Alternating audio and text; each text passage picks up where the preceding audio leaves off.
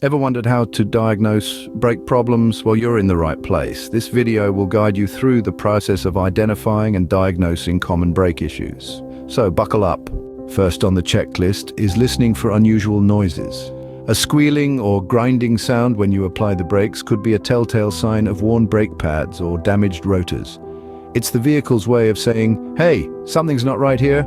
Next, consider the feel of the brake pedal. Does it feel soft or spongy under your foot?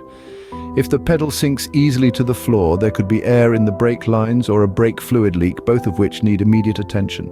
Moving along, it's time to inspect the brake fluid. A low brake fluid level could indicate a leak or worn brake pads.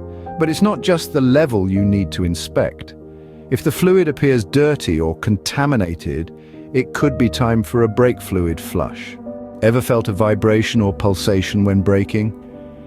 This sensation can result from unevenly worn brake rotors.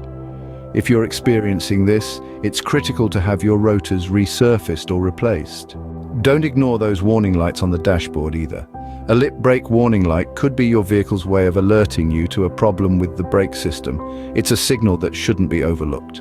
The final step is a visual inspection of the brake components. Look for any leaks, loose parts, or signs of excessive wear. Spotting and addressing these issues early can prevent further damage to your braking system. So there you have it. Diagnosing brake problems doesn't need to be a mystery. Listen for unusual noises, check the feel of the brake pedal, inspect the brake fluid, watch for vibrations when braking, heed warning lights, and visually inspect the brake components. Remember, regular brake maintenance and inspections are key to your safety on the road. And if in doubt, always consult a professional mechanic. Thank you for tuning in. This video aimed to make brake problem diagnosis a bit less daunting. Don't forget to subscribe to the channel for more insightful tips and tutorials. Stay safe on the road, and until next time, happy motoring.